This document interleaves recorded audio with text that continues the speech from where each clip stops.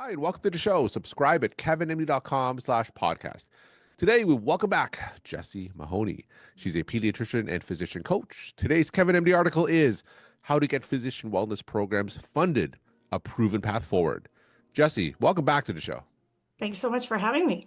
All right, so we were talking offline. You were last on the show about 4+ years ago. Now, for those who didn't listen to you back then, just briefly share your story and then talk about the Kevin MD article. Wonderful. So as you mentioned, I'm a pediatrician and I worked at Kaiser or the Permanente Medical Group for about 20 years. And there I was a physician wellness leader.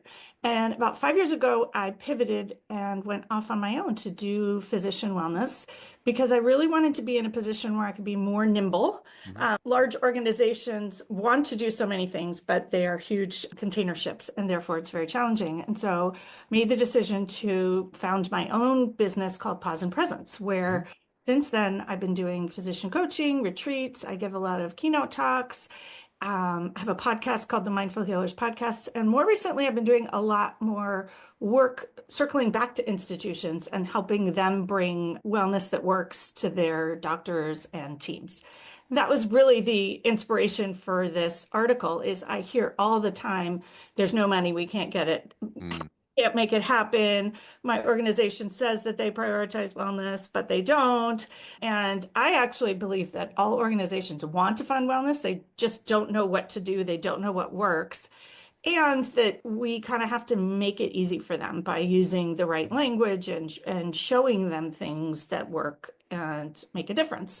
And so I thought I would share what had worked for me, especially recently, because I have seen this pattern and I feel like for people, physicians out there who really want to make a difference, it seems clear that there is a path that works repeatedly. Yeah. And so I thought that this article could share that. And really, what I share in the article for those who didn't read it, sort of the key points are one, that you have to believe it's possible because our doctor brain always says it's not possible, it won't work. They haven't done it in the past. And so without that belief, you don't get anywhere.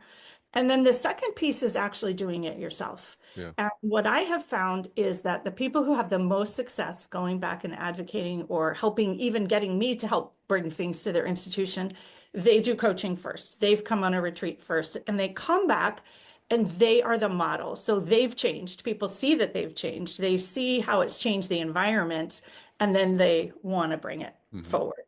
The other piece then is inviting leadership. So many of those people then talk to their leaders and say, I did this great thing, you should try it. Their leader may or may not do it, or they may or may not have been a leader, which is often the key linchpin piece. But bringing leaders in is really helpful. And even when you get something funded, making sure that your leaders come. And I like to say as a participant, the leaders always want to audit. They just want to I'll just watch and see what's happening. And so really getting them to experiencing it themselves, that's where you can really make things happen. And then once you're there and you have a program, and I'll say a program that works, because I think a lot of wellness programs are really just a talk here, or they're not what I call true wellness because they're talking about wellness, but not embodying it or gifting you wellness. But then it's really getting super creative. And I think very often people say, well, my wellness committee won't fund this, or the wellness funds are limited. And I like to think about wellness as much more broad reaching because wellness fixes retention. So therefore there's HR funds. It's about patient satisfaction and quality of care. So you can actually start looking at all those different opportunities as places that have funding and often a lot more funding than wellness and target your program with that in mind. And so speaking the same language as the leaders and helping them solve their own problems. I think I lean towards this particularly because I used to be a department chief and a physician leader. And so it's really helpful to understand the things that they have behind them, metrics they have to meet, so you can help them do what they need to do and have whatever you're trying to bring to your group meet some of those needs. And then I think the last piece, which many people don't want to do, is to offer to organize it yourself. And I would say that while it seems like a lot of work, it's often not. And one of the things, when you're working with someone who's done it or knows how to do it, it makes it easy. But also many of the people who I have worked with who've then gone and stuck their neck out to bring things back, many of them ended up getting promoted and leadership roles and all kinds of things that they actually now have roles that they love because they're getting to bring different things and they're showing a different side of themselves. And so I often say, like, it's definitely worth your while. If nothing else, you have happier colleagues. Yeah. And then if usually it also turns into something that you really enjoy, that reawakens your own passion in medicine. So, in general, for these wellness programs, legitimate wellness programs to be instituted, what kind of numbers are we talking about when it comes to cost? Like, what are some of the numbers that some medical organizations are balking at? Well, they balk at, interestingly, tiny costs and big costs. Okay. It's really interesting. It almost doesn't matter the cost. I think it's the idea that we are used to funding things for clinical care, but when they hear this word wellness, people get anxious. Because Yeah. I would say sometimes they'll balk at a talk that's a couple $1,000s. Hmm. And then there are organizations that will pay $50,000 or grants that will cover that. And I think that one of the best ways is to start small, and then you have a program, then you have sort of proof of concept, and then you can double it and triple it. And when you have maybe a group, so I'll say I did a program last year where we started with 20 docs. And then because it was such interest, we were able to double it and do another group of 20 docs. And Okay. then because of that feedback, this year we're able to do 60 docs. And so now you have 100 docs over 2 years. And so while it might seem like, oh, well, that's not going to change anything, it's that ripple effect. It seeps out. But what I think is really fascinating, as you mentioned, this cost, is it almost doesn't matter the cost. There's almost a resistance to that Mm. concept.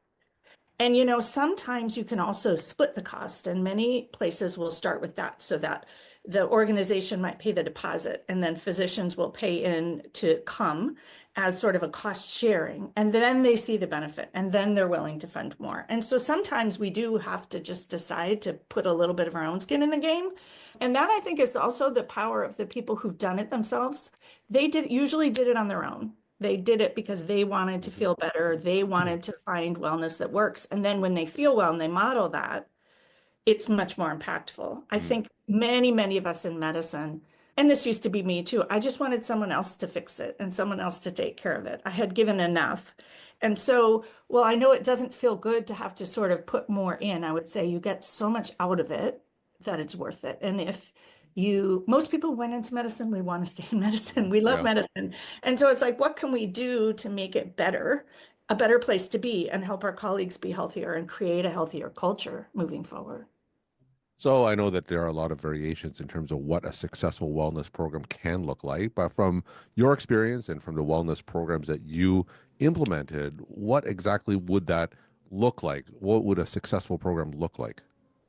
Well, I think if you're looking at outcomes, it has long-term impact. So it Okay. makes long-term change. So oftentimes people go to a retreat, they have a beautiful day, they feel good, but they go back and Yeah. within a week, they're back in their same thing. So what I really try to bring to it is mindset shifts and different ways of returning so that you return from whatever you do different, even if it's a simple talk, like Hmm. what is the different perspective shift that you can have? And so I think that effective wellness programs focus on agency and physician agency and what you can do, while very clearly acknowledging that the system is broken and also needs Yeah. fixing and all of that. But my personal belief, and I think effective wellness programs honor this and honor the problems. And I often talk about kintsugi pottery, where you're fixing broken things with gold. And so I feel like that's what an effective wellness program does, is it gives people tools to make themselves stronger. And so that we can either advocate for change or just even continue to practice medicine in the system as it is. And so if it doesn't lead to something, and I won't necessarily say measurable, but if you don't feel different afterwards and you're not showing up differently, it isn't impactful.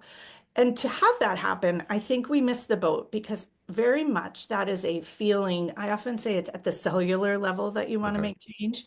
Because if you ignore the somatic piece, so we carry so much of the medical trauma in ourselves, we carry so much of the medical culture in ourselves, cells. And if we don't teach people how to actually take care of themselves and feel what it feels like to be well, it's really just more willpower. Hmm. And so I often say that the things that work to make change, whether it's coaching or neural rewiring or changing habits, you have to not be in fight or flight. And so it doesn't really work in a quick, let's take 5 minutes and do this at a huddle. We used to do gratitude at huddles. It's better than nothing, but it doesn't make long-term change.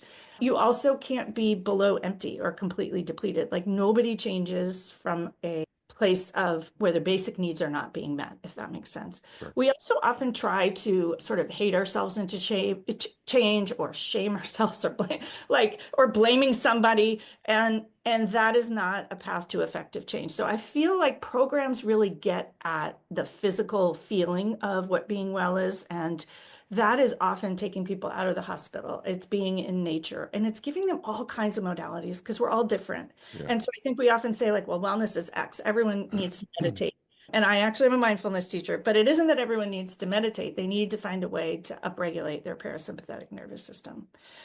And I think that's the last thing I'll say about an effective program is one of the things that I have found most helpful is really leaning into pathophysiology and neuroscience, because then people understand it in medicine. And so a lot of people are resistant to wellness because either they think they want us to do it so we can work more, or they think it's woo, I'll put in quotes, air quotes, and that when we can start to show them a bit of the neuroscience around it, people are much more willing to dip in and try.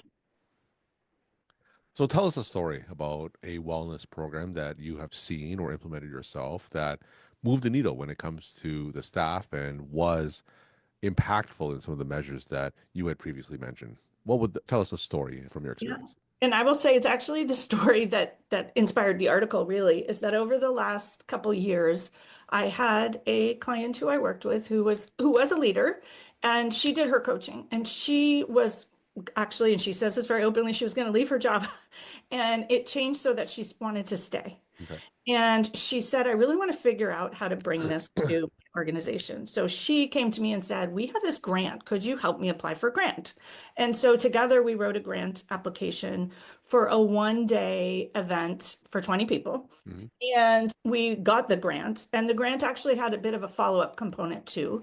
And when we got the grant, we offered the program, and it filled up in 2 hours. They sent out an email, it was completely full. Yeah. So we went back and asked for a second grant. Could we do another one? There was so much interest. And we actually got a second grant based on a waiting list as long as the number of people that could come. And then based on those two, we reapplied for the same grant, but more. And we were able to get a much bigger program for the following year. And we were also able to do another key piece, which was bring in a leadership component. So we brought in a leadership workshop to explain what these programs were about and why leaders should refer physicians to them or encourage physicians, why leaders should come themselves. Mm-hmm.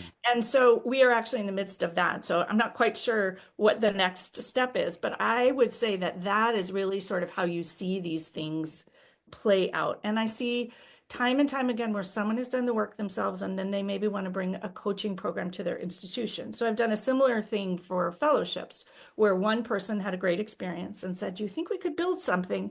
Mm-hmm. And so when you've experienced it and you advocate from that standpoint, you're much more likely to get funding. And interestingly, both of those programs, the fundings came from completely different piles of money. And so again, it's the creativity of, does GME have funding? Does philanthropy have funding? Mm-hmm. Does patient satisfaction have funding? Does retention have funding? Like looking at every organization is different. So you kind of have to figure out where are the full pockets in your organization. And I know many people will say there's no full pockets right now, but I think that the cost of losing doctors is really high. And so the benefit of wellness, if it retains doctors, and I will say that I think that was one of the most powerful things in our grant is that this person could literally say, I was going to leave my job and now I'm staying and I love it. Yeah. And now she actually has a much bigger leadership role and loves that. And so I think that when you can tell personal stories like that, it makes it much more powerful. And then measuring it to some degree. And I think we get very fancy in thinking we have to do burnout surveys, we have to do official research projects, which makes it a lot more expensive and a lot more time intensive. Mm-hmm. I have not done that. I literally get written feedback, written personal comments, and then asking for them later of how it's helped, circling back to people. And you don't get great feedback 2 to 3 months later, but if you get a few people, it's helpful. And ongoing year after year, then you have a lot of personal comments. Yeah. And so maybe simple questions like 100% of people think this is worthwhile, 100% of people think it should be offered long term. So you ask questions like that on your survey that are super quick and super fast. And then a personal comment that Yeah. language from individuals about how it helped them is incredibly powerful for leadership. We're talking to Jessie Mahoney. She's a pediatrician and physician coach. Today's Kevin MD article is How to Get Physician Wellness Programs Funded, a Proven Path Forward. Jessie, let's end with some take-home messages they want to leave with the Kevin MD audience. My take home would really be to start with yourself and then to believe in the possibilities, that instead of thinking about why things won't work, think about how they could or would or might. And then maybe also just that wellness is really a critical piece of organizational function. And if you can think about it like that rather than as woo, you'll be a lot more effective in advocating for effective programs. Jessie, thank you so much for sharing your perspective and insight. Thanks again for coming back on the show.